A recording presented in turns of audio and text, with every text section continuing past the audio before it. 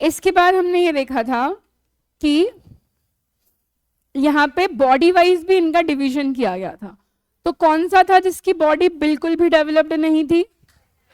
Thallophyta. कुछ भी नहीं है इसमें, ना बॉडी डेवलप्ड है। 4 चीजें याद रखनी है, बॉडी, दूसरा टिश्यू, तीसरा सीड, चौथा फ्लावर। तो थैलोफाइटा के पास कुछ भी नहीं है। Second was bryophyta. क्या है ब्रायोफाइटा के पास? थोड़ी बहुत डिफ्रेंशिएटेड बॉडी है, अदरवाइज इसके पास भी कुछ नहीं है। फिर हमारे पास आता है क्या? टेरिडोफाइटा, जहां से पेड़ पेड़ दिखना शुरू होते हैं। तो वो कौन सी कैटेगरी है, वो कौन सा डिवीजन है? टेरिडोफाइटा। तो क्या इसकी डिफ्रेंशिएटेड बॉडी पार्ट्स हैं? हैं। क्या इसमें टिश्यूज हैं? टेरिडोफाइटा में टिश्यू हैं? क्यों नहीं है? रटो मत, समझो कि अगर बॉडी पार्ट्स हैं तो डिफरेंट डिफरेंट बॉडी पार्ट्स तक आपको न्यूट्रिशन पहुंचाना पड़ेगा in the medium of water and food. तो टिश्यू तो रिक्वायर्ड है। कौन से 2 टिश्यू देखे हमने?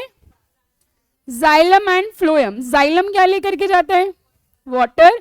और फ्लोएम, एफ से फ्लोएम, एफ से मतलब खैर स्पेलिंग पीएच है बट ऐसे याद रख लो कि फ्लोएम और फूड। ठीक है। फिर ऐसे जिनके पास सीड्स हैं वो कौन कौन से हैं? Angiosperm and gymnosperm. तो हमने कैटेगरी डिफरेंशिएटेड है क्या? ये बिल्कुल है। इनके पास टिश्यू है क्या? बिल्कुल है। इनके पास सीड्स हैं? यस, दोनों के पास है। फिर जब दोनों के पास सीड्स है तो दोनों अलग अलग क्यों हैं? क्योंकि एक के सीड्स कवर्ड हैं, किसके? एंजियोस्पर्म के। और एक के सीड कवर्ड नहीं है, किसके? तो यहां से याद कर लिया कि जिसके अनकवर्ड या नेकेड सीड्स हैं उनमें क्या नहीं होंगे? फ्लावर्स नहीं होंगे। तो जिसके कवर्ड है वो कौन सा है? एंजियोस्पर्म। तो उसमें क्या भी होंगे? फ्लावर्स भी होंगे। और फ्लावर्स है तो क्या होंगे? फ्रूट्स भी होंगे। ठीक है। फिर एम्फीबियन ऑफ प्लांट किंगडम किसको बोल रहे थे? ब्रायोफाइटा को बोल रहे थे। क्यों? वैसे तो ये टेरेस्ट्रियल है बट जो रिप्रोडक्शन होगा वो कहाँ होगा? वाटर में होगा। ठीक है। टेरिडोफाइटा आपके कंप्लीटली टेरेस्ट्रियल। टेरिडोफाइटा के पास सारे पेड़ पेड़ हैं। अब तो एक पेड़ जैसा होता है, लैंड पे है, तना है, पत्तियां हैं, ये है वो है, सारे कैरेक्टर हैं। तो सिंपली अगर ऐसे याद रख लिया तो हो गया। एनिमल किंगडम में मैंने क्या पढ़ाया था? सबसे पहले तो हमने ये देखा है कि भैया 5 किंगडम क्लासिफिकेशन किसने दिया है? आर.एच. विटेकर ने दिया है। और उस 5 किंगडम में कौन कौन आया? मोनेरा, प्रोटिस्टा, फंजाई, प्लांट और एनिमिलिया। ठीक है। मोनेरा सबसे बेसिक है, मतलब कि इनकी सेल कैसी होगी? प्रोकैरियोटिक ना, डेवलप्ड नहीं है। और जो प्रोटिस्टा है यहाँ से डेवलप्ड हो गए। बट मोनेरा और प्रोटिस्टा में क्या कॉमन है? यूनिसेलुलर है। ठीक है। फिर हमने देखा कि भाई आगे बढ़ते जाओ तो बोला कि किंगडम एनिमल जो है आपका या एनिमिलिया जो है उसमें आने वाले लोगों में क्या कॉमन होगा? तो सबसे पहली कॉमन चीज क्या है? कि इनकी जो सेल है वो डेवलप्ड है। या एनिमल मतलब इंसान समझो आप। ठीक है, अभी फिलहाल के लिए। तो क्या हमारे अंदर डेवलप्ड है सेल? बिल्कुल है। ठीक है। इसके बाद क्या एक ही सेल है हमारी बॉडी में? नहीं, मल्टी सेलुलर है। इसके बाद क्या हमारे बॉडी में सेल वॉल है? होती तो हम कैसे दिखते? रिजिड पेड़ जैसे। और क्या हम अपना खाना खुद बनाते हैं? हाँ बोल रहे हैं। हम क्या बना रहे हैं भाई? हम तो मीडियम जो है उन सब से लेकर के बना रहे हैं। खुद बनाना मतलब सनलाइट की प्रेजेंस में फोटोसिंथेसिस करना। क्या तुम फोटोसिंथेसिस करते हो? नहीं करते। तो इसकी यानी कि मीडियम कैसा हो गया? हेटेरोट्रॉफिक। अब मुझे बताओ हेटेरोट्रॉफिक में मैंने तुम्हें 4 टाइप बताए थे, कौन कौन से थे? Saprophytic, parasitic, symbiotic and holozoic. तो हम कौन से हैं? क्या मतलब होता है होलोजोइक का? जो कॉम्प्लेक्स को इनटेक करके सिंपलर फॉर्म में कन्वर्ट करता है, वो था क्या? अगर पीछे का सब भूलते जाओगे तो क्या मतलब है इतनी मेहनत से पढ़ाने का? फिर इसको याद करने के लिए एक ट्रिक बताई थी मैंने तुमको। बताओ क्या थी? ट्रिक मत बताओ, ये बताओ क्या था? Kingdom, phylum, class. और अगर मैं बोलूं कि मैं प्लांट किंगडम की बात कर रही हूं तो यहां क्या आ जाएगा?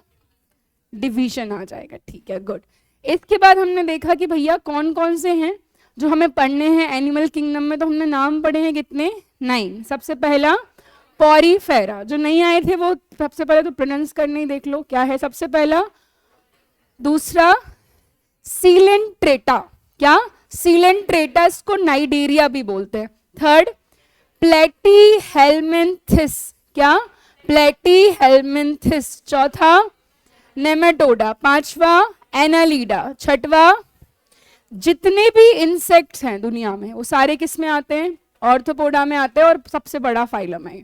इसके बाद मोलस्का, ठीक है, इसके बाद एकिनोडर्मेटा और कॉर्डेटा, मतलब सारे जिनके पास क्या है वर्टिब्रल कॉलम, स्पाइनल कॉर्ड है, वो सारे क्या हो गए कॉर्डेटा। अभी कैसा बना है अभी वो देख रहे हैं हम। फिर हमने बोला कि भैया आप बोल रहे हो कि 9 फाइलम आ रहे हैं, ये सब क्या है फाइलम्स हैं, ये सब क्या है फाइलम, कि जो आपका किंगडम एनिमल है उसके अंदर कौन कौन से फाइलम आ रहे हैं। तो 9 फाइलम देख लिए। तो ये 9 क्यों हैं, क्योंकि इनमें कैरेक्टर क्या होंगे अलग अलग होंगे, ठीक है। तो मैंने देखा सबसे पहले कौन है जो सेलुलर लेवल पर एग्जिस्ट कर रहा है, क्या मतलब इस चीज का कि सिर्फ सेल है उसके अंदर और कुछ भी नहीं है, ठीक। दूसरा हमने देखा कौन सा, तो what is tissue, group of cell. फिर हमने बोला ऑर्गन लेवल, तो टिश्यूज से मिलकर के क्या बना ऑर्गन, और ऑर्गन के बाद तो ऑर्गन से मिलके क्या बनता है, मैंने बोला जैसे कि हमारा डाइजेस्टिव सिस्टम है, so many different organs of our body involve in the digestive system. Mouth है, ईसोफेगस है, स्टमक है, लिवर है, पेनक्रियाज है, स्मॉल इंटेस्टाइन है। तो ऑर्गन मिलकर के सिस्टम बना रहे हैं।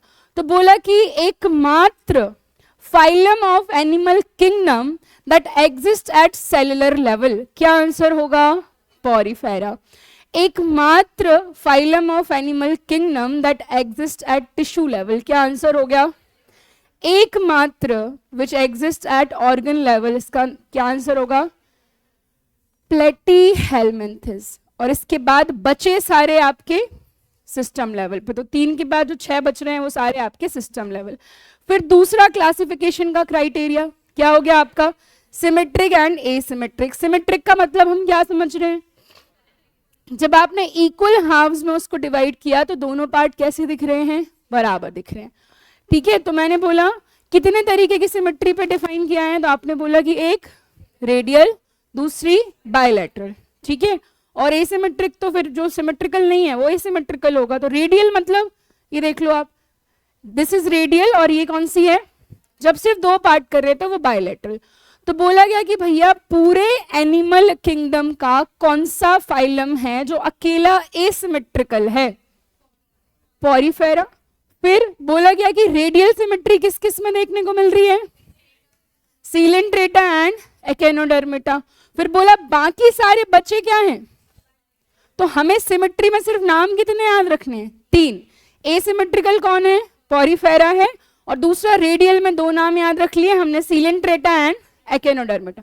बचे हुए सो ऑब्वियस क्या हो जाएंगे आपके बायलैटरल में आ जाएंगे। फिर इसके बाद जो एम्ब्रियो होता है, एम्ब्रियो क्या है कि जब आपके जो एग या जो आपके जो 23 क्रोमोसोम के से फ्यूज होने के बाद क्या बना जाइगोट बना, और जाइगोट थोड़ा सा ग्रो होगा तो क्या बनेगा एम्ब्रियो। तो ये जब एम्ब्रियो है, एम्ब्रियो स्टेज में उसके ऊपर कितनी लेयर्स हैं, ठीक है, उसके बेसिस पर डिफाइन किया। तो मैंने बोला कि 2 लेयर हैं तो क्या कहलाएगा, और मैंने बोला 3 लेयर हैं तो क्या कहलाएगा।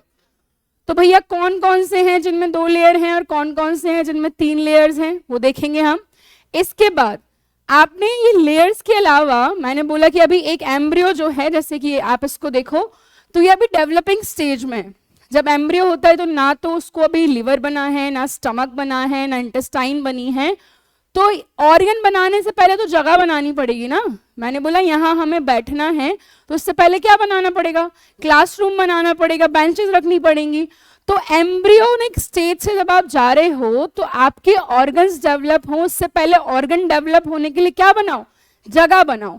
तो उस जगह को हम क्या बोल रहे हैं, क्या बोल रहे हैं, सीलोम बोल रहे हैं, या फिर बॉडी कैविटी, बॉडी के अंदर स्पेस बनाना, ठीक है। तो मैंने बोला जिसमें स्पेस है, जिसमें सीलोम बन गया वो क्या कहला रहा है, सीलोमेट। जिसमें थोड़ा है थोड़ा नहीं है वो, और जिसमें बिल्कुल नहीं है, ठीक है। तो अगली क्लासिफिकेशन ये हो गई। फिर नोटोकॉर्ड, तो नोटोकॉर्ड ही है जो आगे डेवलप होके क्या बनेगी, स्पाइनल कॉर्ड, ठीक है। तो इसमें सिर्फ वो आएंगे जिनके स्पाइन होती है, यानी कि सिर्फ 9 फाइलम में से एक ही है जिसके आपको नोटोकॉर्ड मिलेगी, कौन, कॉर्डेटा, जो कि हम लोग हैं, ठीक है। अब बस ये टेबल याद रखनी है आपको पूरे एनिमल किंगडम में और काम खत्म हो जाएगा। मैंने देखा, बताओ पॉरीफेरा किस लेवल पे एग्जिस्ट कर रहा था? सेलुलर। सिमेट्री कैसी थी इसकी? जर्मिनेशन लेयर कैसी थी? डिप्लोब्लास्टिक। और सीलोम कैसा था? तो ये देखने के बाद हमें ये समझ में आ रहा है कि सिमेट्री में एसिमेट्रिकल सिर्फ पॉरीफेरा है और रेडियल दो हैं। कौन कौन था? सीलेंट्रेटा और एकेनोडर्मेटा। बाकी सारे कैसे हो गए? फिर मैंने बोला जर्मिनेशन लेयर सिर्फ दो हैं जिनमें आपकी क्या है? दो लेयर आ रही हैं। दो हैं जिनमें कितनी लेयर आ रही हैं? दो। पीसी। कौन कौन से? Porifera and Coelenterata. बाकी सारे कैसे हैं? ट्रिप्लोब्लास्टिक, ठीक है। फिर मैंने बोला सीलोम। सीलोम मतलब क्या? What is coelom? Body cavity, कि भैया ऑर्गन बना रहे हो तो ऑर्गन से पहले जगह बनाओ, दैट इज सीलोम। तो ऊपर के तीन इतने छोटे छोटे है ना, ये देखा हमने, सेलुलर लेवल पे, टिश्यू लेवल पे या ऑर्गन लेवल पे। तो फिर ऑब्वियस सी बात है कि इनमें इतनी जगह होगी ही नहीं, तो ये तीनों क्या हो गए? एसीलोमेट हो गए। फिर एक क्या हो गया आपका? सूडो। कौन सा वाला? और बाकी सारे क्या हो गए? तो देखो यहां पे तीन आपके शुरुआत के तीन एसिलोमेट, यहाँ पे सिर्फ शुरुआत के दो कैसे हैं? डिप्लोब्लास्टिक। और फिर यहाँ से अलग हो गए, ये एसिमेट्रिकल, दो आपके रेडियल हैं, बाकी सारे कैसे हो गए? बायलैटरल। ये सेलुलर, ये टिश्यू, ये ऑर्गन, और बाकी सारे किस लेवल पे एग्जिस्ट कर रहे हैं? सिस्टम लेवल पे। हमारे एग्जाम के हिसाब से दिस टेबल इज सफिशिएंट। इतना अगर याद कर लेते हैं तो काफी है, ठीक है। अब कोई भी डाउट लगे तो मैं नहीं बताऊंगी, 2 बार समझा दिया। चलो, बायोटेक शुरू किया था हमने कल। What is the meaning of biotechnology? क्या लिखी है डेफिनेशन? बायो मतलब क्या? Living organism. जब भी बायो टर्म आएगी उसका मतलब हम समझेंगे क्या? Living organism. और टेक्नोलॉजी मतलब क्या? तो उस जो लिविंग ऑर्गेनिज्म है उसके साथ किसी प्रकार की टेक्नोलॉजी के थ्रू छेड़छाड़ की जा रही है, यही क्या है? बायोटेक्नोलॉजी है। तो कल डेफिनेशन हमने देख ली थी। फिर हमने एक डेफिनेशन याद की थी जो कि यूएस के एक इंस्टीट्यूट की थी। क्या डेफिनेशन थी?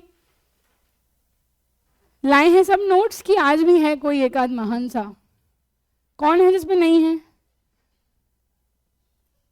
तेरे पास वाले पे भी नहीं है तो दिखा ले भाई उसको। और इधर महिलाओं में कोई? बेटा किसी के पास बैठ जाए यार, फिर कैसे समझ आएगा क्या पढ़ा रही हूँ? बिठा लो। और कोई तो नहीं है तो बता नहीं रहा हो? सब पे हैं? अब देखो कल मैंने डेफिनेशन याद कराई थी, जो नहीं आए थे वो याद करो। यूएस नेशनल साइंस फाउंडेशन ने एक डेफिनेशन दी है। क्या लिखा है उस डेफिनेशन में? कि बायोटेक्नोलॉजी का मतलब बायोलॉजिकल एजेंट्स। बायोलॉजिकल एजेंट्स या तो माइक्रो ऑर्गेनिज्म हो सकते हैं जो हमने पढ़े, या फिर हमारे सेल का कोई पार्ट हो सकता है। सेल में आपका डीएनए हो सकता है, या फिर डीएनए के अंदर क्या था? डीएनए के अंदर क्रोमोसोम नहीं है, जीन्स हैं। डीएनए का ग्रुप क्या कहलाता है? क्रोमोसोम। और क्रोमोसोम्स का ग्रुप क्या कहलाएगा? Total genetic material of a body is known as genome. कल ही तो पढ़ा था, ठीक है। तो जहां पर बायोटेक्नोलॉजी का मतलब है बायोलॉजिकल एजेंट्स का कंट्रोल्ड यूज, किस पर्पस के लिए? बेनिफिशियल पर्पस के लिए। ये डेफिनेशन किसने दी है? यूएस का नेशनल साइंस फाउंडेशन, ठीक है। अब माइक्रो ऑर्गेनिज्म हम पढ़ चुके हैं, छोटे छोटे जो थे वो। बायोटेक्नोलॉजी में 3 टर्म्स पढ़ी थी हमने, एक बायोकेमिस्ट्री, एक माइक्रोबायोलॉजी और एक इंजीनियरिंग सर्विस। बायोकेमिस्ट्री से क्या समझ रहे हैं हम? जो ऑर्गेनिज्म के अंदर होने वाली केमिकल रिएक्शंस है वो क्या कहलाती है? Biochemistry. Microbiology study of micro organism, और इंजीनियरिंग जब इंडस्ट्रियल लेवल पर इनका यूज करके कुछ प्रोडक्शन किया जाए। तो ये 3 टर्म अगर हम ऐड करेंगे तो हमारी डेफिनेशन और भी ज्यादा क्या हो जाएगी? एनहांस हो जाएगी। फिर एक टर्म देखी थी हमने जेनेटिक इंजीनियरिंग। क्या होता है जेनेटिक इंजीनियरिंग? 3 चीजें देखी। देखो जेनेटिक इंजीनियरिंग की जरूरत क्या है? ये आप किसी क्रॉप के लिए देख सकते हो, किसी इंसान के लिए देख सकते हो, किसी जानवर के लिए देख सकते हो। कोई क्रॉप है, जैसे कल मैंने एग्जाम्पल दिया था गेहूं का, कि भैया वीट जो है पानी से बहुत जल्दी इंपैक्ट होता है, उसको ज्यादा पानी गिर गया गेहूं खराब। तो फिर थ्रू द टेक्नोलॉजी आपने ये देखा यार, ऐसी कोई फसल देखो या ऐसा कोई आइटम देखो जिसमें ये क्वालिटी हो कि पानी से बहुत जल्दी उस पर इंपैक्ट ना पड़ता हो, तो आपने कुछ ऐसा ढूंढ लिया और वहां से उसका एक जीन उठा करके किसमें इंसर्ट कर दिया, वीट में। तो अब वीट में जब वो जीन डाल दिया, जिससे निकाला है वो हमने एक ऑर्गेनिज्म वो हो गया, और जिसमें डाला है वो होस्ट ऑर्गेनिज्म हो जाता है।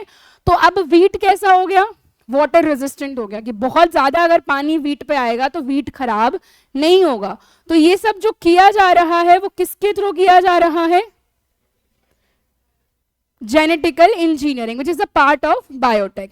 ठीक है, तो ये हमने समझ लिया कि भैया जेनेटिक मटेरियल को ऑल्टर कर रहे हैं, होस्ट में डाल रहे हैं, और इससे क्या चेंज होगा, फिनोटाइप। फिनोटाइप और जीनोटाइप दो टर्म है। व्हाट इज फिनोटाइप, फिनो मतलब फिजिकल अपीयरेंस। तो आपने किसी में डीएनए बदला, जैसे कल हमने एग्जांपल देखा था ब्रोकली का, ब्रोकली क्या है, हरी गोभी है ना, बट वैसे इन जनरल गोभी जो है वो व्हाइट होती है, बट अब कैसी दिख रही है, ग्रीन। तो व्हाइट से ग्रीन दिखना ही क्या है उसका, फिनोटाइप।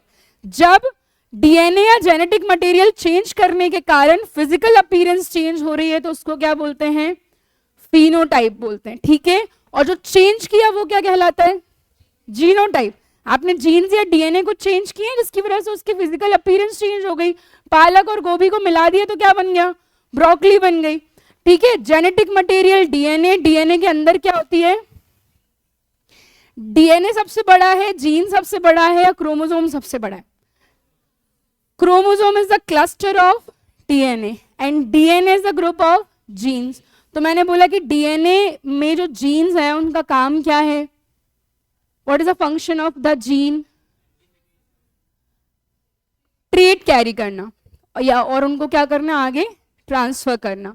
तो डीएनए के एक स्पेसिफिक पार्ट को क्या बोल रहे हैं हम, जीन बोल रहे हैं। वो जो जीन है वो एक पर्टिकुलर ट्रेट क्या करती है, कैरी करती है। जैसे हमारे पेरेंट्स से जो है हम में कोई कैरेक्टर आए हैं तो वो किसके थ्रू आए हैं, जीन्स के थ्रू। हमारे स्किन का कलर हो सकता है, हेयर कलर हो सकता है, बॉडी टाइप हो सकता है। तो हर फंक्शन के लिए क्या होगी, आपकी बॉडी के अंदर जीन होगी जो इन पर्टिकुलर ट्रेट्स को क्या करेगी, कैरी करेगी। तो जीन का मतलब याद रख लिया हमने, डीएनए का स्पेसिफिक पार्ट जो पर्टिकुलर ट्रेट को क्या करता हो, कंट्रोल करता हो। ठीक है, होस्ट ऑर्गेनिज्म जिसमें क्या किया गया है, डीएनए डाला गया है, नया डीएनए डाला गया है। जीनोटाइप डीएनए में प्रेजेंट जीन का complete set, and phenotype, Fino मतलब फिजिकल, फिनो मतलब तो नई जीन इंसर्ट करने की वजह से फिजिकल अपीयरेंस में जो चेंज आया है वो क्या कहलाता है, फिनोटाइप कहलाता है। ठीक है, ये हो गई आपकी जेनेटिकल इंजीनियरिंग। फिर एक हमने देखी थी बायो प्रोसेस इंजीनियरिंग। तो बायो प्रोसेस, बायो मतलब क्या, लिविंग, प्रोसेस बनाना। तो लार्ज स्केल पर माइक्रो ऑर्गेनिज्म या सेल को ग्रो करने की टेक्निक क्या कहलाती है, बायो प्रोसेस इंजीनियरिंग। नाम से ही समझ लिया कि बायो मतलब क्या, लिविंग। बट अब एक बहुत बड़ा लिविंग तो नहीं बना सकते, छोटे छोटे लेवल में प्रोडक्शन कर सकते हैं। तो किसका कर रहे हैं, माइक्रो ऑर्गेनिज्म का, और उनको ग्रो करना, उनकी बनाने की टेक्निक जो है that is called bio process engineering. ठीक है, पूरे प्रोसेस को स्टेराइल कंडीशन में रखा जाता है। क्यों रखा जाता है, स्टेराइल का मतलब क्या होता है, जो एक्स्ट्रा माइक्रो ऑर्गेनिजम्स हैं वो प्रेजेंट ना हो, क्योंकि अगर वो प्रेजेंट होंगे तो वो कुछ ना कुछ हैम्पर क्रिएट कर देंगे।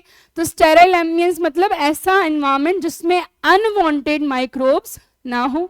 ठीक है, अगर होंगे तो क्या हो जाएगा, माइक्रोबियल कंटामिनेशन, बनाना कुछ चाह रहे थे बन कुछ और गया।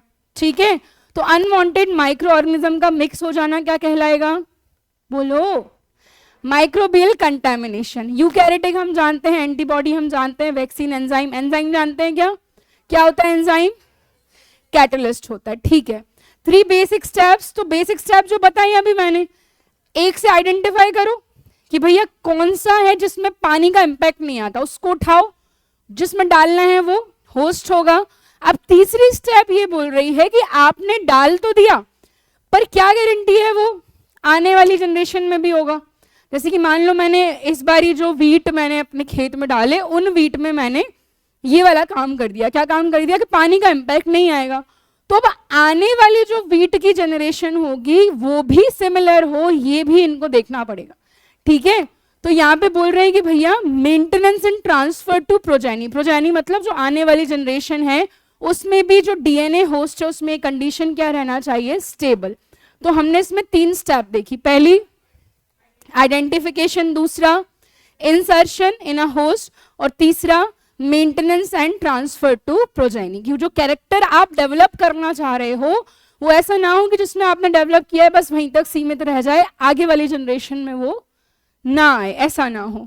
फिर हमने देखा था क्लासिफिकेशन, क्लासिफिकेशन में 9 टाइप देखे थे, बताओ। Red, medicine. अब यहाँ पे आगे टॉपिक्स है हमारे पास कि भैया use of biotechnology in medicine, क्या यूज होगा बताओ। नई वैक्सीन बनाना, ठीक है, फिर कोई नई मेडिसिन बनाना।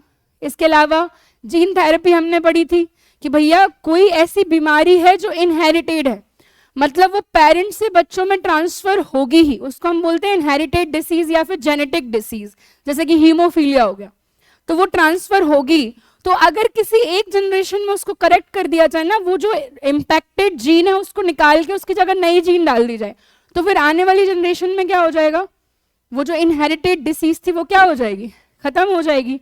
तो कुल मिलाकर के जो भी मेडिसिन रिलेटेड नए नए इन्वेंशन हो सकते हैं वो किस में आ जाएंगे, रेड में आ जाएंगे। दूसरी क्या थी, वाइट, वाइट किससे रिलेटेड है, इंडस्ट्रीज। फिर ग्रे, देखो हम एनवायरमेंट से जनरली ग्रीन ग्रीन समझते हैं, है ना, बट यहाँ पे green is for agriculture and environment के लिए क्या है, ग्रे है।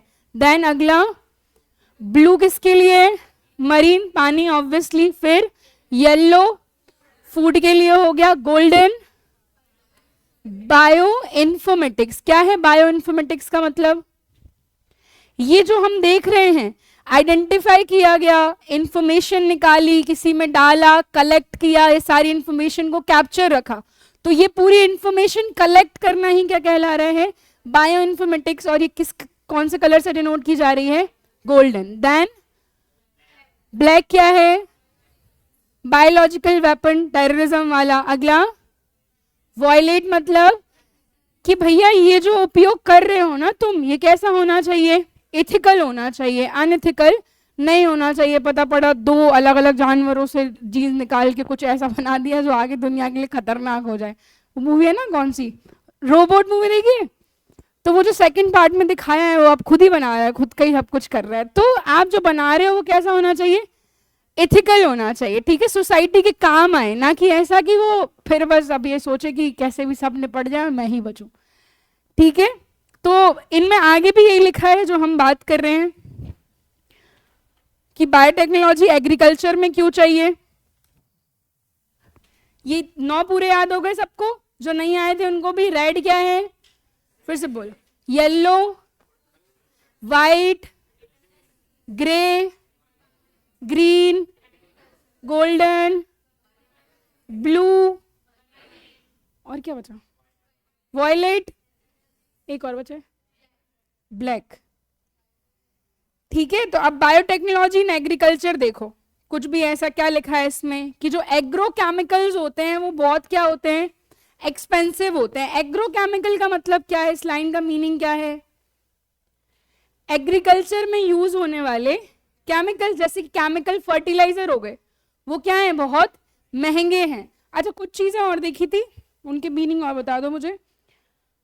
बायोरिएक्टर क्या होता है, व्हाट इज बायोरिएक्टर, मैंने बोला कि आप आईवीएफ कर रहे हो, what is IVF, in vitro fertilisation, है ना, जो आपकी मेल सेल है उसको फीमेल सेल में आपने फ्यूज किया है, जाइगोट बनाया है। तो ये जहां पे आप कर रहे हो ना, मतलब आप आगे की प्रोसेस एक फीमेल बॉडी में होती है ये, तो एक फीमेल बॉडी जैसा क्या टेम्परेचर रहता है, क्या पीएच रहता है, कितना ऑक्सीजन लेवल रहता है, तो एक आर्टिफिशियल वैसा एनवायरमेंट क्रिएट करना, उसी एक वेसल के अंदर ये सारी प्रोसेस की जाएगी, तो वो क्या कहलाएगा, बायोरिएक्टर। मैंने बोला तुम किसी प्लांट की नई स्पीशीज बना रहे हो, ठीक है, यही ले लो, ब्रोकली का एग्जाम्पल ले लो, आपने गोभी को मिलाया, पालक को मिलाया, ब्रोकली बना दी। तो उस समय जब ये होता है, जब फसल उगती है, तो वहां क्या क्या होता है, क्या क्या प्रेजेंट होता है, तो वैसा एनवायरमेंट बना देना एक वेसल के अंदर, तो वो वेसल क्या कहलाएगा, बायोरिएक्टर कहलाएगा, ठीक है। इसके बाद जीनोम क्या था, what is genome, complete set of DNA in a body, एक बॉडी में जितना डीएनए है वो क्या कहलाएगा, आपका जीनोम कहलाएगा, ठीक है। फिर एक टर्म पढ़ी थी हमने, डीएनए सीक्वेंसिंग, डीएनए पढ़ा हमने, डीएनए के अंदर नाइट्रोजन बेस होते हैं, कौन कौन से होते हैं? एडेनिन, ग्वानिन, थायमिन और साइटोसिन। तो इनका सीक्वेंस मैंने कल भी बताया था कि हम सबके अंदर डीएनए कैसा है, सबके अंदर डीएनए है, एक ही मटेरियल है बट स्टिल कैसा अलग अलग है, और उससे डीएनए के कारण हमारी अपीयरेंस भी क्या है, अलग अलग है। तो कारण क्या है इसका? डीएनए मटेरियल तो सेम है, सबका डीएनए सेम मटेरियल से बना है, नाइट्रोजन बेस से बना है, फास्फोरस से बना है, शुगर से बना है, सेम मटेरियल से बन रहा है, बट उनका जो सीक्वेंस है वो सब में क्या है, अलग अलग है। हम सब ने जो कपड़े पहने हैं कहीं ना कहीं सिमिलर मटेरियल, किसी कॉटन हो गया, जॉर्जेट हो गया, या जो भी आपका कपड़ा है, बट डिजाइन और कलर क्या कर रहा है, उसको अलग बना रहे हैं। वैसे ही हमारा सबका डीएनए सिमिलर सब्सटेंसेस को यूज करके बनाया गया है, बट हमारे अंदर जिस सीक्वेंस में उसको अरेंज किया गया है वो क्या होता है, अलग अलग होता है। इसलिए हम सबके स्पेसिफिकेशंस कैसे होते हैं, अलग अलग। तो डीएनए सीक्वेंसिंग, जो नाइट्रोजन बेस है वो किस सीक्वेंस में आपकी बॉडी के अंदर जमे हुए हैं उसको क्या बोल रहे हैं, डीएनए सीक्वेंसिंग। पढ़ा है ना 4 नाइट्रोजन बेस, तो ऐसे क्यों देख रहे हो कि कुछ नया बता रही हूं। और आरएनए में क्या आपका रिप्लेस हो जाता है, थायमिन से यूरेसिल हो जाता है, ठीक है। बस इसके बाद जीन एडिटिंग के लिए एक मेथड देखी थी, एक मेथड का नाम देखा था, what is gene editing, what is video editing. Video को एडिट करना है वीडियो एडिटिंग, जीन को एडिट करना है। तो भाई देखा कि कौन सी जीन को एडिट करना है, उसको आइडेंटिफाई किया, काटा, उसकी जगह नई निकाल के डाल दी, वो क्या कहलाएगी, जीन एडिटिंग कहलाएगी। फिर हमने पढ़ा था PCR, polymerase chain reaction. What is polymerase? एक एंजाइम होता है जो हेल्प करता है क्या बनाने में, तो डीएनए बनाने में हेल्प करने वाले एंजाइम का नाम क्या है, पॉलीमरेज। तो मैंने नाम पूरा दिया, पॉलीमरेज चेन रिएक्शन। डीएनए को एम्पलीफाई करके लार्ज लेवल पर जब उसको प्रोड्यूस किया जा रहा है, उसकी सेम कॉपीज बनाई जा रही हैं, तो वो क्या कहलाता है, पॉलीमरेज चेन रिएक्शन कहलाता है। क्लोनिंग का मतलब सेम आइडेंटिकल कॉपीज बना देना, इंसानों में हो गया, जानवर में हो गया, किसी में होगा, सेम टू सेम कॉपी बना देना। फिर मैंने एक और चीज बताई थी very important, what is a stem cell. Stem cell, ये तो ऐसे बैठे हैं पता नहीं शादी में फूफा बन के आए हैं और बैठे हैं, हमारा कुछ काम नहीं। क्यों नहीं, तुमको भी पढ़ाया था ना मैंने कल, सब तो आए थे तुम। क्या होता है स्टेम सेल? बॉडी के अंदर वो सेल जिसको कुछ काम नहीं दिया गया है। स्टेम से मतलब समझो, बॉडी के अंदर वो सेल जिसको कुछ भी काम नहीं दिया गया, उसको बोल रहे हैं हम अनडिफरेंशिएटेड सेल। तो उस सेल को निकाल करके आप कुछ भी करा सकते हो। उसको बोला कि हाथ बन जा, पैर बन जा, मुंह बन जा, नाक बन जा, तो कुछ भी बन सकता है उससे। उसको क्या बोलते हैं, स्टेम सेल बोलते हैं। जिसका काम डिफाइन नहीं है तो उसको फिर वो कुछ भी बनने तैयार है, हाँ मुझे बना दो, कुछ तो बना दो, क्योंकि कुछ काम ही नहीं है मुझ पे।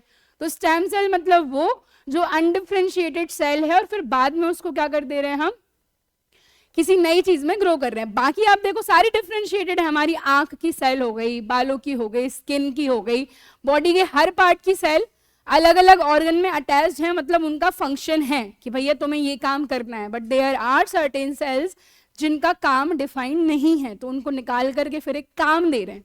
जो एडिटिंग कर रहे हैं, जो क्लोनिंग कर रहे हैं, तो जनरली क्लोनिंग में क्या निकाली जाती है, स्टेम सेल ही निकाली जाती है, ठीक है। इसके बाद what is recombinant DNA.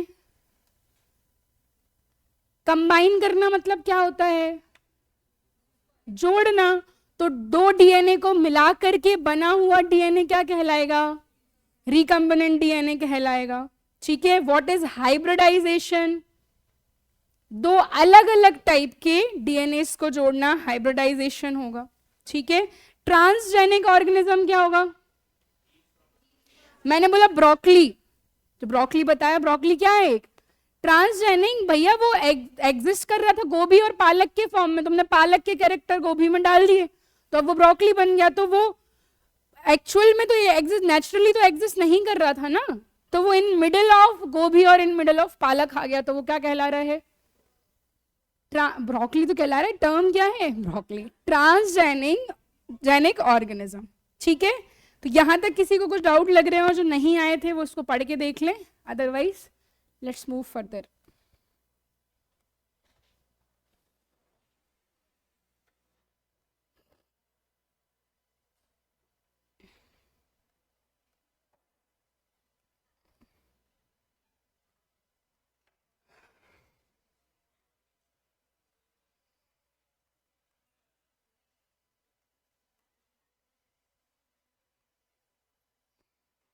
Genetical engineering में 3 स्टेप क्या क्या होंगी? आइडेंटिफिकेशन, इंसर्शन और maintenance the character in the progeny. तो मैंने बोला सबसे पहले क्या आइडेंटिफाई किया जाएगा? जीन आइडेंटिफाई किया जाएगा, फिर उसकी कटिंग करके उसको किस में डाला जाएगा? होस्ट में डाला जाएगा, वेक्टर में इंसर्ट किया जाएगा, और फाइनली आपको ये देखना है कि भैया वो आगे, एक तो पहली बात तो वो जो कैरेक्टर हम चाह रहे थे वो कैरेक्टर वो शो करे और फिर उसको आगे तक ले जाए। ठीक है, जीनोटाइप क्या होता है? जीनोटाइप, जीनोटाइप फिनोटाइप बताए थे अभी। तो जो उसमें डीएनए है वो उसका जीनोटाइप है, और उस डीएनए के कारण जो चेंजेस आए वो क्या है? फिजिकल अपीयरेंस, मतलब फिनोटाइप। ठीक है, और बायो प्रोसेस का मतलब क्या था? बायो प्रोसेस इंजीनियरिंग में क्या हो रहा था? बड़े लेवल पर माइक्रो ऑर्गेनिज्म प्रोड्यूस किए जा रहे थे। ठीक है, जेनेटिक इंजीनियरिंग में डीएनए मॉडिफाई किया जाता है, लैब लेवल पर होता है और जीन क्रिएट करता है। यहाँ पर प्रोडक्ट को लार्ज स्केल पर बनाया जाता है, इंडस्ट्रियल लेवल पर होता है, और इसमें लास्ट में हमने देखा था, लास्ट मेथड प्यूरिफिकेशन की थी, जो भी वेस्ट था उसको हटा देने का। ठीक, एग्रीकल्चर में आते हैं अब हम। यहाँ तक किसी को कुछ लग रहा है क्या? सिंपल सा चैप्टर है, बस टर्म्स पता होना चाहिए, जीनोम क्या है, डीएनए क्या है, जीन क्या है, कौन किसको कैरी कर रहा है, दैट्स इट। एग्रीकल्चर, तो एग्रीकल्चर में सबसे पहले तो बोला कि भैया जो आपके केमिकल फर्टिलाइजर्स हैं वो क्या हैं? बहुत ज़्यादा एक्सपेंसिव हैं। फिर जो ट्रेडिशनल मेथड हैं वो क्या होती जा रही हैं? डिमांड में भी कम है और उतनी ज़्यादा यूजफुल नहीं है, फेल होती जा रही है। फिर क्रॉप मैनेजमेंट के लिए क्या चाहिए? एक एफिशिएंट सिस्टम चाहिए, और ऐसा चाहिए कि जो हर वेदर के लिए क्या हो? टॉलरेंट हो। जरा सा पानी गिर गया फसल खराब हो गई, आंधी आ गई फसल खराब हो गई, वेदर टॉलरेंट बनाना। ऐसे क्रॉप्स जो ड्रॉट हो, बहुत ज्यादा बारिश हो, कुछ भी हो, सब कुछ झेल सके। ठीक है, तो बायोटेक्नोलॉजी का रोल इन एग्रीकल्चर, तो बायोटेक्नोलॉजी ने जीन्स को ऑल्टर करके, क्लोनिंग टेक्निक यूज करके better quality of food material बनाया। ऑल्टर जीन मतलब, ऑल्टर करना मतलब चेंज करना ना, तो जहां पर डीएनए में कुछ चेंज करा गया वो क्या कहला रहा है? Alter of genes. क्लोनिंग मतलब आइडेंटिकल जेनेटिक कॉपी बना देना, क्या कहलाती है? क्लोनिंग। ठीक है, अब इसमें हमने देखा जीएमओ थे हमारे पास। जीएमओ का मतलब जेनेटिकली मॉडिफाइड ऑर्गेनिज्म, जैसे हम एग्जांपल में क्या बोल सकते हैं? बीटी कॉटन बोल सकते हैं, बीटी ब्रिंजल बोल सकते हैं। तुम्हारे मस्टर्ड की बहुत सारी वैरायटी हैं जिनको कैसे बनाया गया है? जेनेटिकली मॉडिफाइड करके बनाया गया है, ताकि उनमें पेस्ट का और डिसीज का क्या किया जा सके? पेस्ट मतलब कीट नाशक, तो बाद में होगा, पेस्टिसाइड इज कीटनाशक। पेस्ट मतलब कीड़े जो फसल को खराब करते हैं, और या फिर अलग अलग टाइप की डिसीज हो जाती है उनको, तो उस सब से रेजिस्टेंस प्रोवाइड करने के लिए क्या किया जा रहा है? उनमें जीन एडिटिंग की जा रही है। ठीक है, इसके बाद हार्बिसाइड टॉलरेंस। हार्बिसाइड मतलब ऐसे केमिकल्स जो वीड्स को क्या करते हैं? किल करते हैं। तो फिर भाई हार्बिसाइड टॉलरेंट प्लांट सर्वाइवल कर जाते हैं जब वीड मर जाता है। यहाँ पे हार्बिसाइड किसको बोल रहे हैं? वीड को बोल रहे हैं, कचरा बोल रहे हैं जो प्लांट के लिए क्या है? हार्मफुल है। तो यहाँ पे जब आप इस तरीके के मटेरियल बना दे रहे हो तो प्लांट सर्वाइव कर जाएगा और आपके जो हार्बिसाइड्स हैं वो क्या हो जाएंगे? मर जाएंगे। इम्प्रूव न्यूट्रिशनल कंटेंट, जैसे कल गोल्डन राइस, तो जो जनरल हमारे पास व्हाइट राइस है, व्हाइट राइस में उतना विटामिन ए नहीं था, तो बोला कि भैया ऐसे चावल बना दो कि जिनसे हमें सारा क्या मिल जाए? विटामिन ए मिल जाए। तो जो गोल्डन राइस है विटामिन ए की डेफिशिएंसी से बचाता है। तो क्या गोल्डन राइस जो है वो नेचुरली एग्जिस्ट कर रहा था? उसको बनाया गया है। तो मैं कह सकती हूँ ये ट्रांसजेनिक है, या फिर कह सकते हैं इसको ये जीएमओ है, जेनेटिकली मॉडिफाइड है। ठीक है, इसके बाद ड्रॉट या सैलिनिटी टॉलरेंस। ड्रॉट मतलब सूखा, और सैलिनिटी मतलब मिट्टी में क्या हो जाना? सॉइल ज्यादा हो जाना। आप केमिकल फर्टिलाइजर जब यूज करते हो तो वो हमारी सॉइल की फर्टिलिटी जो है उसको खराब करता है। तो भाई ऐसी चीजें बना दो कि बहुत सैलिनिटी भी हो जाए। ऐसा एरिया जहां पर, जैसे हम वेस्ट बंगाल वाला रीजन देख लें, मरीन वाटर है आसपास में, गुजरात वाला देख लें, तमिलनाडु वाला देख लें, तो मरीन वाटर है तो ऑब्वियस सी बात है सैलिनिटी क्या होगी? हाई होगी। तो ऐसी हाई सैलिनिटी में भी वो फसल उग जाए तो उसके लिए हम क्या कर सकते हैं? यूज कर सकते हैं। फिर इनके बेनिफिट, वही इनसे क्या बढ़ेगा? प्रोडक्शन इंक्रीज होगा, एबायोटिक स्ट्रेस टॉलरेंस बढ़ेगा। एबायोटिक मतलब जो नॉन लिविंग फैक्टर है, कोल्ड, ड्रॉट, सॉल्ट, इस सब से लड़ने की क्षमता आ जाएगी। केमिकल पेस्टिसाइड पर क्या कम हो जाएगी हमारी डिपेंडेंसी। पोस्ट हार्वेस्ट लॉस से बचेंगे। इसके बाद मिनरल यूसेज में एफिशिएंसी बढ़ जाएगी। सॉइल फर्टिलिटी जल्दी खराब नहीं होगी। न्यूट्रिशन लेवल बढ़ जाएगा। विटामिन ए इसका एग्जाम्पल हो गया हमारा क्या, गोल्डन राइस। तो ये पढ़ लो, बायोलॉजी इन एग्रीकल्चर। कुछ भी लग रहा है तो पूछो। फिर पढ़ेंगे biology in health and medicine. Bio fertiliser का मतलब क्या है? ऐसा फर्टिलाइजर जो ना एनवायरमेंट के लिए हार्मफुल हो, ना ही फसलों के लिए। ठीक है, बायो के लिए नहीं, बायो के लिए, फसलों के लिए। तो मैंने बोला क्या, आप बैक्टीरिया डाल दे रहे हो पेड़ों की जड़ों में, तो वो क्या कर ले रहा है, नाइट्रोजन ले रहा है एटमॉस्फेयर से, और वही फिर आपके प्लांट में जा रही है। तो आपको एडिशनली नाइट्रोजन बेस्ड यूरिया डालने की जरूरत नहीं पड़ रही, क्योंकि आप एडिशनली जब यूरिया डाल रहे हो, मैंने तुमको बताया था ammonia and urea are very harmful, तो वो फसल हमारे लिए भी दिक्कत करेगी फिर। बट जो नेचुरल नाइट्रोजन है, अगर वही डायरेक्टली जा रही है तो वो हमारे लिए भी क्या होगी, बेनिफिशियल होगी। तो जो नाइट्रोजन फिक्सेशन हो गया उसको हम क्या बोल सकते हैं, बायो फर्टिलाइजर बोल सकते हैं। ठीक है, तो ये पढ़ के देख लो पूरा एग्रीकल्चर वाला। फिर हेल्थ पे चल रहे हैं। अपना अपना पढ़ें, अपना ज्ञान अपने तक सीमित।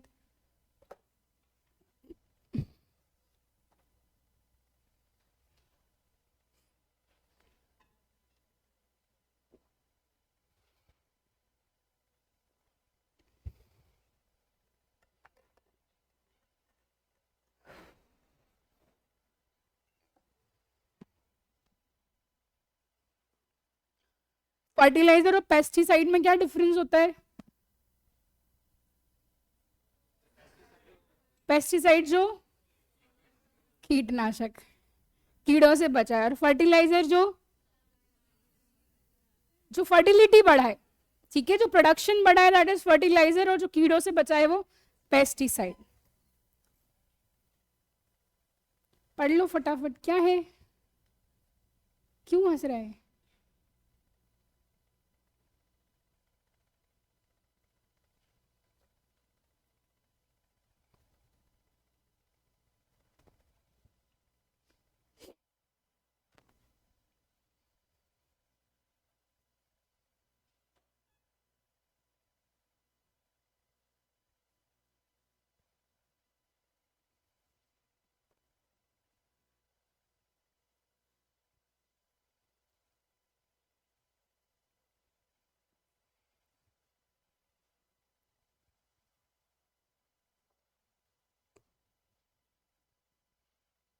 तेरे पास नोट्स नहीं है बेटा? किसी के साथ बैठ जाना यार, ये इसके आगे वाले पे, इसके पास बैठ जा, बैठ जाना, इसके पास बैठ जा, किसी के पास भी बैठ जा। जिसमें नोट्स नहीं है वो आसपास से देख लो यार, ये भी मुझे बोलना पड़ रहा है। बैठे हो ऐसे ही हाथ बांध के, पीछे वालों पे चले जा, आगे वालों पे। आगे वाले अच्छे नहीं है क्या? बिठा ले उसको, कहीं भी बैठ जाओ। क्या क्या? हाँ मुझे पता है ना। अरे पर ये नहीं आए थे ना।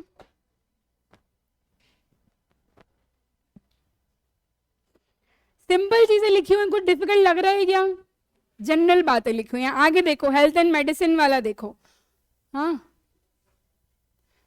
टिश्यू को लैब में ग्रो करना, टिश्यू कल्चर। सेल को लैब में ग्रो करना, सेल कल्चर। जीन को लैब में ग्रो करना, इसका मतलब आर्टिफिशियली जब किसी को ग्रो किया जा रहा है वो क्या कहला रहा है, कल्चर। तो मैंने बोला cultured cell, that mean that has been grown artificially. मैंने बोला cultured tissue, it means that is grown artificially. तो आर्टिफिशियली लैब में जब आप किसी चीज को ग्रो कर रहे हो उसको हम क्या बोल रहे हैं, कल्चर्ड बोल रहे हैं।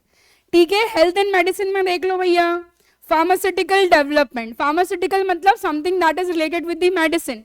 तो नई मेडिसिन डेवलप करने में, नई टेक्निक्स डेवलप करने में, नया प्रोटीन बनाने में, नई वैक्सीन बनाने में बायोटेक्नोलॉजी का यूज होगा। इसके बाद डायग्नोस्टिक। डायग्नोस मतलब क्या होता है? डायग्नोस मतलब आइडेंटिफाई करना, बीमारी को आइडेंटिफाई करना क्या कहलाता है, डायग्नोसिस। तो देयर वाज अ टाइम कि भाई लोगों को बीमारियां हो रही हैं बट हम आइडेंटिफाई ही नहीं करा रहे हैं कि एक्चुअल में इसको हुआ क्या है, समझ ही नहीं आ रहा कि वो बीमारी क्या है। तो by the time, by the use of technology, we are able to identify different diseases. Microscope ही नहीं था तो आप कैसे देखते कि भैया किस टाइप का वायरस है, किस टाइप का बैक्टीरिया है। सो दैट इज टेक्नोलॉजी ना, use of technology in health and medicine. तो किसी भी डिसीज को आइडेंटिफाई करना क्या कहलाता है, डायग्नोसिस कहलाता है। तो भैया मान लो किसी जीन में डिसऑर्डर है, उसको आइडेंटिफाई कर लिया, ठीक है, नए नए बायोमार्कर्स जो हैं वो आइडेंटिफाई किए जा रहे हैं। मॉलिक्यूलर, मॉलिक्यूल मतलब कोई भी मॉलिक्यूल हो सकता है हमारी बॉडी का, डीएनए का हो सकता है, प्रोटीन का हो सकता है। तो प्रोटीन रिलेटेड अगर कोई डिसीज है, डीएनए रिलेटेड कोई डिसीज है तो उसको आइडेंटिफाई करना। और gene therapy, gene therapy, cell therapy, tissue therapy, जब भी थेरेपी टर्म जुड़ जाए उसका मतलब उसी को ही निकाला जा रहा है, उसको निकाल करके उसकी जगह क्या लगा दिया जा रहा है, नया, ठीक है। कैंसर ट्रीटमेंट, फिर इसके बाद टिश्यू इंजीनियरिंग में क्या हो रहा है, तो देखो टिश्यूज से मिलकर के क्या बन रहा है, ऑर्गन बन रहा है। कल मैंने एक एग्जांपल बताया था कि हमारे हार्ट के अंदर पेस मेकर होता है, राइट। तो वो पेस मेकर किससे मिलकर के बने, टिश्यू से। टिश्यू किससे मिलकर बने, सेल्स। तो टिश्यू का ग्रुप ऑर्गन कहलाता है, ये याद रखो। सेल का ग्रुप टिश्यू और टिश्यू का ग्रुप ऑर्गन। तो किसी ऑर्गन को रिप्लेस कर रहे हैं हम, तो वो क्या कहलाती है, टिश्यू इंजीनियरिंग। कि भाई जो आपका पेस मेकर था उसको निकाल करके फिर कुछ नया डाला गया ताकि हार्ट की फंक्शनिंग हो सके। क्या काम था पेस मेकर का, ऐसे नोड को बोल रहे थे पेस मेकर, क्या काम था, सिग्नल दे रहा था, ब्रेन के सिग्नल का इंतजार नहीं कर रहा था, कॉन्ट्रैक्शन और रिलैक्सेशन के लिए सिग्नल दे रहा था हार्ट को, और उन सिग्नल को एम्पलीफाई करने का काम एवी नोड का, पेस सेटर का। सब भूलते जा रहे हो, ठीक है। पर्सनलाइज्ड मेडिसिन में देख लो आप, टेलर्ड ट्रीटमेंट। टेलर्ड का मतलब क्या है, व्हाट इज टेलर्ड, अकॉर्डिंगली, किसी चीज को अपने अकॉर्डिंग चेंज करना क्या कहलाता है, टेलरिंग कहलाती है। तो टेलर्ड ट्रीटमेंट हो गया। प्रिसेशन मेडिसिन, प्रिसाइज मतलब बहुत एक्यूरेटली, है ना। तो प्रिसेशन मेडिसिन की भाई एक्चुअली जो इस पर्टिकुलर जीन को प्रॉब्लम है तो हम इसी पर्टिकुलर जीन को क्या करेंगे, ट्रीट करेंगे। तो वो क्या हो जाएगा आपका प्रिसेशन ट्रीटमेंट या फिर मेडिसिन। तो बोला क्या बेनिफिट है इसके, तो आसानी से ट्रीटमेंट हो पा रहा है, आसानी से जो डिसीज है वो आइडेंटिफाई कर ली गई है, कम लोग मर रहे हैं, मोर्टेलिटी रेट क्या है अब कम है, क्वालिटी ऑफ लाइफ क्या हो गई है इसकी वजह से, इनहेंस हो गई है। मतलब अगर कैंसर का ट्रीटमेंट हो रहा है तो वो व्यक्ति अब जी पाएगा ना, तो मतलब क्वालिटी ऑफ लाइफ इनहेंस। और हेल्थ केयर पर जो एक्सपेंसेस हैं वो क्या हो जा रहे हैं आपके, रिड्यूस। पहले कोई चीज थी, मान लो उसकी दवाई बहुत महंगी थी क्योंकि उसके बारे में उतनी इन्फॉर्मेशन ही नहीं थी, but by the time technology के थ्रू अब इतनी इन्फॉर्मेशन आ गई कि बहुत चीपर लेवल पर भी मेडिसिन बनाई जा रही है, तो जो आपके हेल्थ केयर एक्सपेंसेस हैं वो क्या हो जाएंगे, कम हो जाएंगे। इंडस्ट्री, तो इंडस्ट्री जैसे मैंने बोला फूड प्रोसेसिंग, फूड प्रोसेसिंग, कोई भी खाना बनाया जा रहा है, कोई भी चीज बनाई जा रही है तो उसकी शेल्फ लाइफ बढ़ा दी जा रही है। तो ये भी यूज किसके कारण हो पा रहा है, बायोटेक्नोलॉजी के कारण हो पा रहा है कि भैया कुछ ऐसा माइक्रो ऑर्गेनिज्म इंसर्ट कर दिया या ऐसा माइक्रो ऑर्गेनिज्म निकाल लिया कि उस खाने की शेल्फ लाइफ क्या है, बढ़ गई। जैसे कि मिल्क हो गया आपका, मिल्क में क्या किया जाता है, तो वो भी एक तरीके से हम कह सकते हैं ना, आइडेंटिफिकेशन किया गया कि भैया आप बहुत ज्यादा हाई टेम्परेचर पे बॉईल कर दो तो जो उसकी कडलिंग करने वाला, जिससे कर्ड बन जा रहा था, वो जो बैक्टीरिया था वो क्या हो जाएगा, खत्म हो जाएगा, 4-5 दिन के लिए तो खत्म हो जाएगा। तो वो भी एक टेक्नोलॉजी का यूज करके एक माइक्रो ऑर्गेनिज्म पे इंपैक्ट डाला गया। पास्चराइजेशन को भी हम डाल सकते हैं किसके अंदर, इंडस्ट्रियल यूज ऑफ बायोटेक्नोलॉजी में। एक टर्म लिखिए यहाँ पे एनवायरमेंटल इंडस्ट्री में, बाकी सब तो इजी चीजें हैं। बायो रेमिडिएशन, क्या मतलब होता है बायो रेमिडिएशन का, जब एनवायरमेंट में पोल्यूशन बढ़ जाता है तो by the use of biotechnology जब उस पोल्यूशन को कम किया जाता है तो वो क्या कहलाता है, बायो रेमिडिएशन। बट ये जो बायो रेमिडिएशन है इसमें यूज किसका करेंगे, बायो मतलब माइक्रो ऑर्गेनिज्म, तो माइक्रो ऑर्गेनिज्म का यूज करके जब पॉल्यूशन को कम किया जा रहा है तो उसको क्या बोल रहे हैं, बायोटेक्नोलॉजी, ठीक है। Waste management, renewable energy, GMO पढ़ लिए। बायो फर्टिलाइजर क्या है, केमिकल की जगह हम माइक्रो ऑर्गेनिज्म का यूज कर ले रहे हैं ताकि ना तो एनवायरनमेंट को हार्म हो ना ही पेड़ पौधों को। एग्जाम्पल में आप क्या लिख सकते हो, नाइट्रोजन फिक्सेशन। बायोपेस्टिसाइड जो क्या करे, कीड़ों को मारे पर फसल को, भाई पेस्टिसाइड मतलब जहर है वो एक तरीके का, आप उसको फसल के ऊपर डाल रहे हो तो वो कहीं ना कहीं थोड़ा बहुत क्रॉप के अंदर कीड़े तो मर रहे हैं पर क्रॉप भी तो कंज्यूम कर रही है उसको, तो उसको रिप्लेस कर दो ऐसे फर्टिलाइजर से जो कि माइक्रो ऑर्गेनिज्म से बना हो और पॉइजनस ना हो, तो उसको हम बोलेंगे क्या, बायोपेस्टिसाइड। तो अब ये तो पढ़ने लायक चीजें हैं, आसान आसान नहीं सी, देख लो इसको फटाफट, कुछ लग रहा हो तो मुझे बता दो कि ये टर्म क्या है, इसका मीनिंग बता दो, और ये वाली जो पीडीएफ है ये मैं दे दूंगी।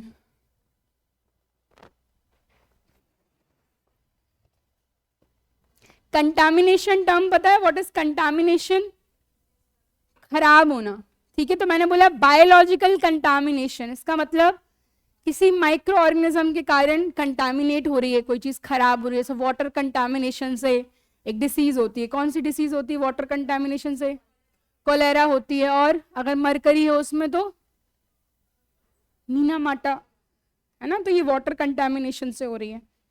तो bio remediation, waste management, renewable energy,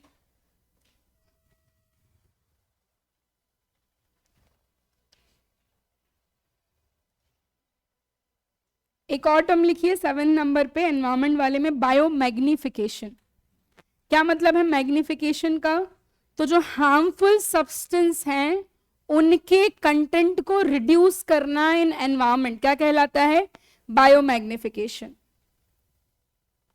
तो सिंपल सिंपल लाइंस में है, अब तुमको पढ़ना पड़ेगा ये सब।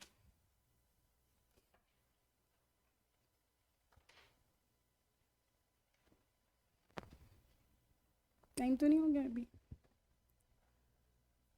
तो ये यूज वाला पार्ट समझ गए कि एनवायरमेंट में कहाँ यूज होगा, एग्रीकल्चर में कहाँ, इंडस्ट्री में कहाँ, कि कुछ लग रहा है तो मुझे बता दो।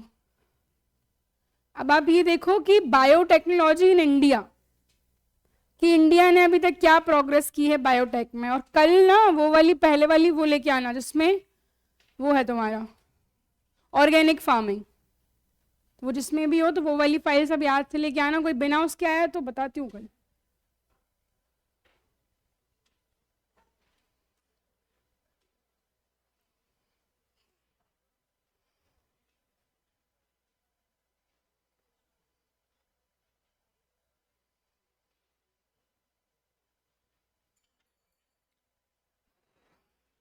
पढ़ो ये वाला पार्ट, बायोटेक्नोलॉजी इन इंडिया वाला, बातें मत करो यार, इजी से चैप्टर है, खत्म हो जाए। एक सेकेंड,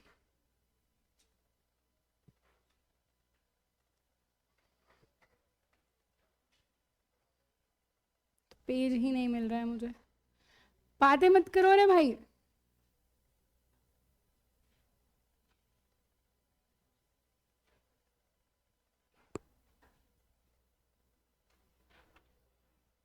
बायो मार्कर कहाँ आया था,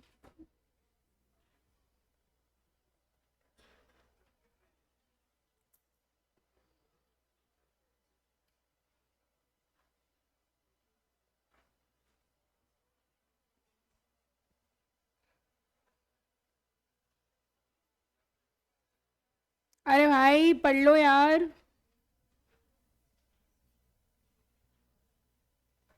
अब किस चीज का लेक्चर तुम्हारा,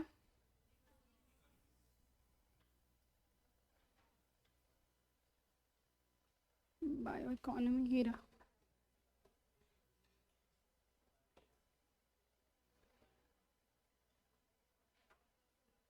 चलो हाँ, क्या बायोस्पार्जिंग का मतलब इन सीटू एक्स सीटू समझते हो, क्या होता है इन सीटू, यस के आगे भी तो बोला करो, क्या होता है इन सीटू और एक्स सीटू, सुना है, इन सीटू का मतलब नेचुरली जो एग्जिस्ट कर रहा है दैट इज इन सीटू, और आर्टिफिशियली जब बनाया जा रहा है उसको क्या बोलते हैं, एक्स सीटू। तो क्या लिखा है बायोस्पार्जिंग में, एक बायोवेंटिंग, या इसको बायोस्पार्जिंग को बायोवेंटिंग भी बोलते हैं, एक प्रोसेस है जो स्टिमुलेट कर रही है natural in situ biodegradation of contaminants. Soil में जो भी आपके हार्मफुल सब्सटेंसेस हैं उनको क्या कर दिया जा रहा है, बायोडिग्रेड कर दिया जा रहा है एक नेचुरल प्रोसेस के थ्रू, तो उसको क्या बोल रहे हैं, बायोस्पार्जिंग। और कैसे किया जा रहा है, ऑक्सीजन वगैरह या सॉइल में जो भी माइक्रो ऑर्गेनिज्म है उनको और ज्यादा प्रमोट करके ये सारी चीज की जा रही है, उसको बोल रहे हैं बायोस्पार्जिंग। और बायोमैग्निफिकेशन क्या है, जो हार्मफुल सब्सटेंस इकोसिस्टम में प्रेजेंट हो जब उसको कम किया जाए तो बायोमैग्निफिकेशन, सॉइल में प्रेजेंट है जब उसको कम किया जाए तो बायोस्पार्जिंग। ठीक है, अब बायोटेक्नोलॉजी इन इंडिया देख लो, इंडिया ने क्या क्या ग्रोथ किया है अभी तक बायोटेक्नोलॉजी में। तो देखो सबसे पहले एक टर्म निकल के आई है बायो इकोनॉमी, तो वो इकोनॉमिक्स एक्टिविटी जो बायोटेक्नोलॉजी और लाइफ साइंस पर बेस्ड हो उसको क्या बोलेंगे हम, बायो इकोनॉमी बोलेंगे। ठीक है, तो यहाँ पे क्या क्या हुआ है, तो इंडिया में जो बायो इकोनॉमी है वो 2025 तक का टारगेट रखा गया है कितने का, 150 बिलियन का, और 2030 तक का टारगेट रखा गया है कितना, 300 बिलियन का। ठीक है, इसके बाद जहां कंपनीज इन्वेस्ट करना चाहती हैं, बायोटेक्नोलॉजिकल डेस्टिनेशन किसको बोलेंगे, जहां कंपनीज इन्वेस्ट करना चाहती हैं किस पर्टिकुलर कैटेगरी में, बायोटेक में, तो उसको क्या बोल रहे हैं हम, बायोटेक्नोलॉजी डेस्टिनेशन। और एशिया पैसिफिक में ऐसी इन्वेस्टमेंट लेने वाली कंट्रीज में भारत की रैंक क्या हो जाती है, 3rd हो जाती है। ठीक है, फिर करियर ऑप्शन भाई gene editing, synthetic technology, microbial, bio resources, इन सब में करियर अपॉर्चुनिटीज प्रोवाइड की जा रही है। और अभी फिलहाल में जो बायो इकोनॉमी है भारत की वो कितने पे स्टैंड कर रही है, 137 बिलियन पे। ठीक है, और पूरी जीडीपी में अगर हम कंट्रीब्यूशन की बात करें बायोटेक से तो वो कितना है, 4% का, ये याद रखना। और जॉब अपॉर्चुनिटी की अगर बात करें तो लगभग कितने लोग एम्प्लॉयड हैं इसमें, 2 मिलियन या फिर 20 लाख। ठीक है, और बायो स्टार्टअप्स भी हमें देखने को मिल रहे हैं 10 साल में। जो बायो स्टार्टअप है, बायो स्टार्टअप मतलब ऐसे startups which are associated with biotechnology, 50 से होकर के कितने हो गए हैं, 6756। बायो इंडस्ट्रियल में हमारे डीएनए रिलेटेड टेक्नोलॉजी हो गई, इंडस्ट्रियल एंजाइम हो गए, बायोफील, बायोगैस, इस सब का यूज करते हुए इंडिया भी आगे बढ़ रहा है किस फील्ड में, बायोटेक की फील्ड में। तो मेजर डेटा क्या है, बस वो डेटा याद रखना है कि 2025 तक का टारगेट कितने का था, 150 बिलियन, और 2030 में उसको कितना करना है, जीडीपी में कितना कंट्रीब्यूशन है, 4%। और एशिया पैसिफिक में what is the rank of India, 3rd rank हो जाती है। ठीक है, फिर इसमें कुछ छोटी छोटी टर्म्स है तो वो देख लेंगे, बाकी कल हम शुरू करेंगे। तो ये चैप्टर देखो सेल्फ रीडिंग वाला है, ढंग से इसको पढ़ लेना, बस कुछ है नहीं है ऐसा, जो कुछ डाउट लगे तो आके पूछ लेना। और ऑर्गेनिक फार्मिंग भी छोटा सा ही है, कल ही हो जाएगा। ऑर्गेनिक फार्मिंग, बायोएथनोलॉजी, और क्या बचा है, पढ़ के आना, मैं पूछूंगी बायोटेक्नोलॉजी वाला पार्ट।